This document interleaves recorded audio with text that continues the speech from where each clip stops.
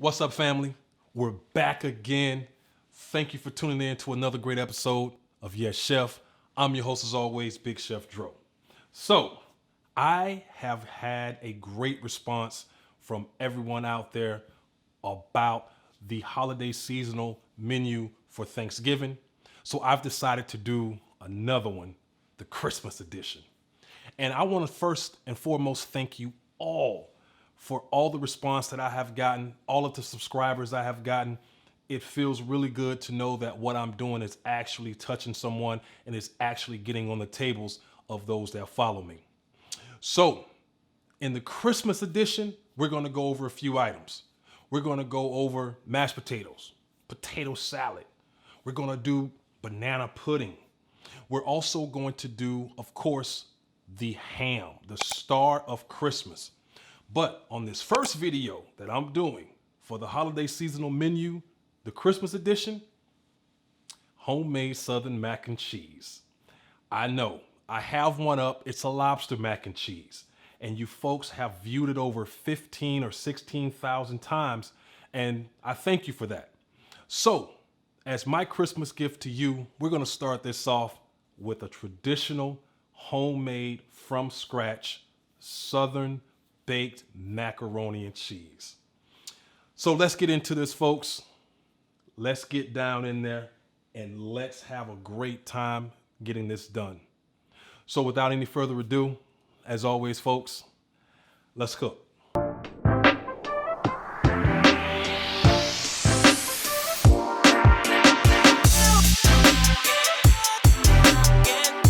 So we are going to go and take it back to the basics.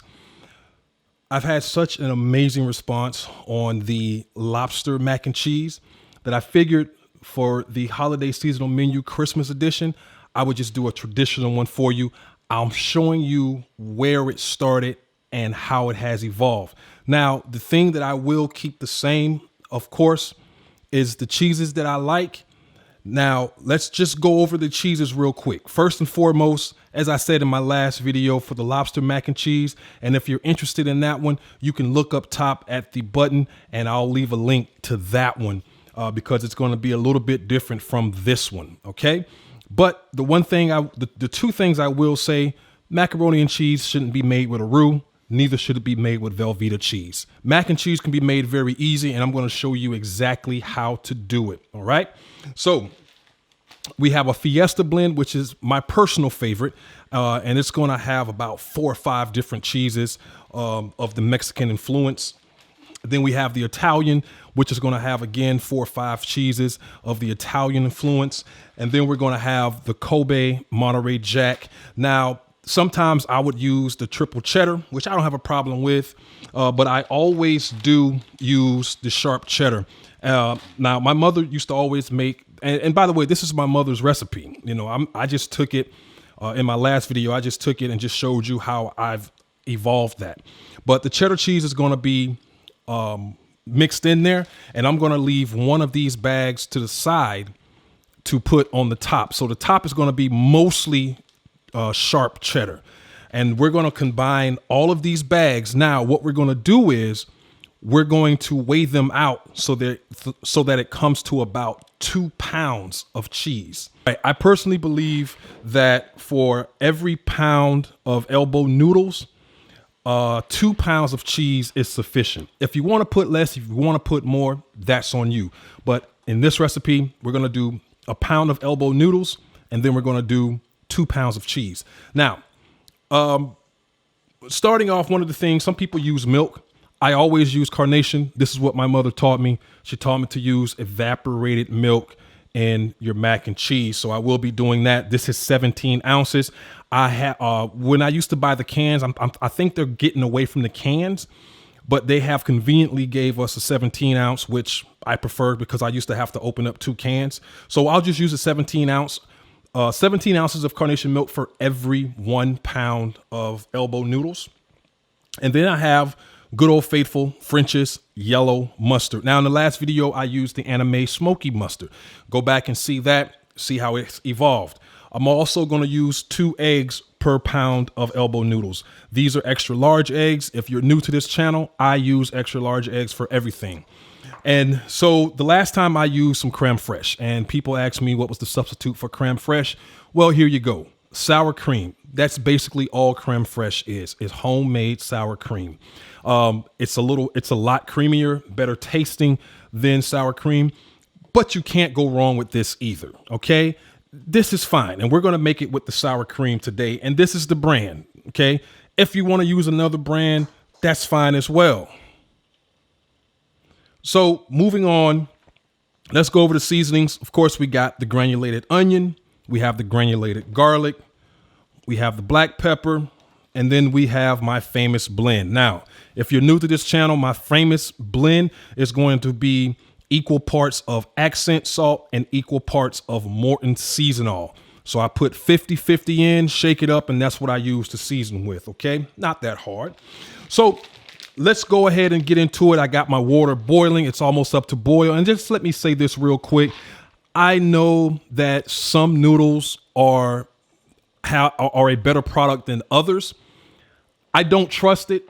I'm going to always use vegetable oil, no matter what, unless I'm going to use some fresh noodles. That's the only way I'm not using vegetable oil. This is a really good product. This is better than, the other products out there. This is a really high-end product, but I'm still going to use some vegetable oil in it. If you don't want to, that's on you. But I'm showing you how I'm doing it. We're getting back to the basics. And guys, let me know if you want me to do a seafood mac and cheese in the future. Just let me know in the comments down below. All right, let's get to it. All right, folks, so the water's boiling pretty good. I'm going to put some salt off in here. And you can put however much you want. I'm just going to season that salt right there. And then put my vegetable oil in there. And, I do it liberally. I make sure that it's enough. I don't like stickage. I've cooked this brand. I've cooked linguine in this brand without oil, and it just didn't come out right. So, I'm going to always add oil to my pasta, no matter what, unless it's fresh. Now, here's the key, folks. You don't want to overcook your pasta. All right. Now, when you put it in, you want to immediately start stirring. That ensures that all the pasta is coated. That ensures that you're going to make sure that none of it is sticking, and that it's getting that seasoning of salt off in there as well. So you just want to stir it off. Now, the good news is, because it is a high-end product, a more expensive product to say, you don't have to stir it as much. All right. So we'll just leave that there. We'll just let that continue cooking, and I'll just show you how to put all of this together so you can be ready when your noodles are done. All right, so we're going to start off with 2 sticks of butter, and I use 2 sticks of unsalted butter for every pound of elbow noodles. Okay, so what we'll do is we'll go ahead and just start adding all of the ingredients into this. Now, the butter is at room temperature, and it has softened a little bit, and you'll understand why I leave it out and I allow for it to soften. Again, this is very easy, very quick. You don't have to worry about, a roux. You don't have to worry about any of that stuff. All right. So in a separate bowl, you want to take your 2 eggs and you just want to crack them in there. Get your fork or whisk or anything like that. Just beat them up so that you can break the yolk. You don't want scrambled eggs or any of that stuff in your mac and cheese. Once that's beat up really good, go ahead and just pour it off in there. This is just easy. This is dump and go, folks. This is real easy. You can throw away your recipe with all the roux and cutting up cheese and melting Velveeta. Now, to be honest, my mother used to buy the block of cheese, and she used to shred her own cheese, and that's cool too. I don't, back in those days, back in the 80s, we didn't have, this type of stuff. We didn't have this stuff back in the days. It was only a few types of shredded cheese that you can get. So we'll go ahead and measure this out later, but let's go ahead and get our sour cream in there. All right. So now, when putting your sour cream in here, you know, it really depends on you. Now, the sour cream will make for a more whiter consistency, so you want to be careful. You don't want to put too much. All right. So I'm gonna say use about that right there was probably about a fourth, maybe a little bit more than a fourth of a cup. I just had a little bit left in here, and I'm just going to use all of this. Okay. Now, this isn't going to be all, high yellow and all of that because I'm using a lot of cheese that is white as well. So now go in with your French's mustard.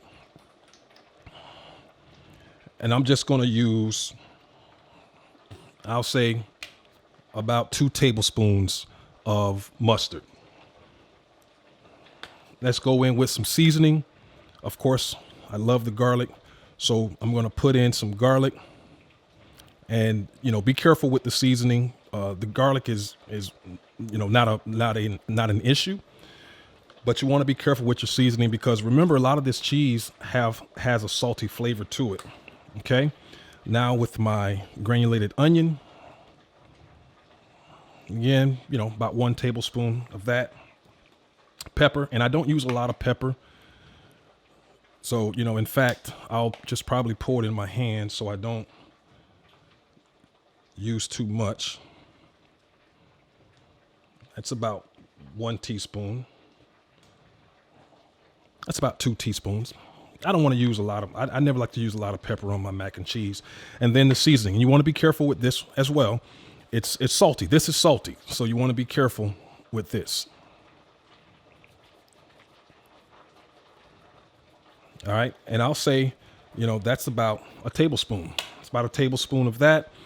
And I'll go ahead and measure out the cheese. I'm going to leave the cheese for last, and you'll see why once everything is done. All right, folks. So I have almost 2 pounds of cheese here. I actually am going to just use the last 1.5 bags on top. And I may even save a little bit of this for the topping as well. I don't really like a yellow topping. So what I'll do is I'll go ahead and just mix everything together real quick. As you can see, it's almost 2 pounds. We're almost there. I thought I had another bag of cheddar, but I didn't. I actually wound up adding some Parmesan that I had into here. So we're almost at 2 pounds. That's fine. If you want to do the 2, that's fine. If you don't, that's fine as well. It's your macaroni. It's a real easy recipe. Okay. So now the elbow noodles are ready. So at this time, this is the point where I pour the cheese into the mixture. Now I'm going to just keep a little bit of this and add the cheddar cheese into it for the topping so I can have a nice coverage on top.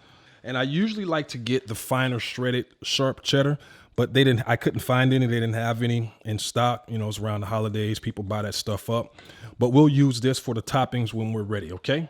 All right, folks. So my elbow noodles are al dente. And so listen, you do not want to overcook your noodles at this stage. Your noodles are going to go into the oven at 400 degrees. And if you overcook at this stage, you're asking for a gummy mess when it comes out. All right. So now that I have everything in this bowl, I can put the very, very hot noodles in there, and it's going to allow everything to melt and incorporate. That's why you want to keep your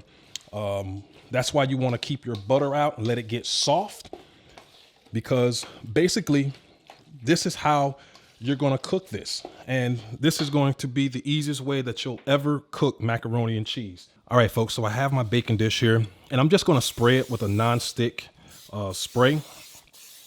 And listen, this stuff will stick.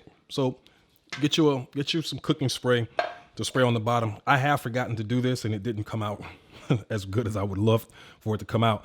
I always like to use a glass dish, something I can see through, unless I'm making it for, you know, a big party or something, because I like to manage the bottom of my macaroni. I don't like a brown bottom macaroni. I hate it. That means you overcooked it. Okay, so let's get this off in here. We're gonna put some heavy duty Reynolds wrap on top of it.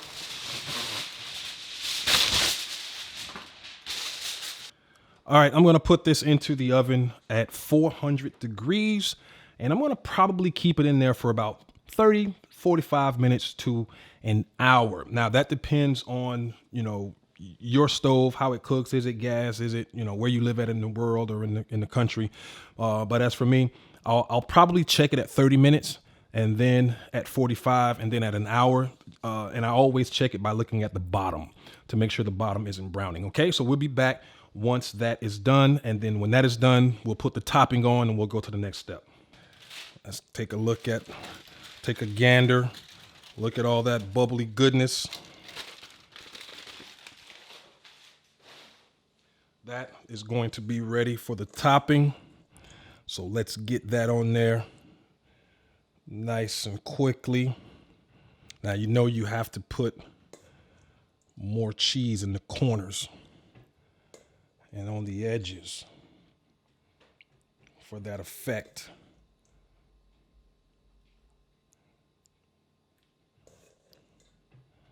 And I love to cover mine up, man. I love it.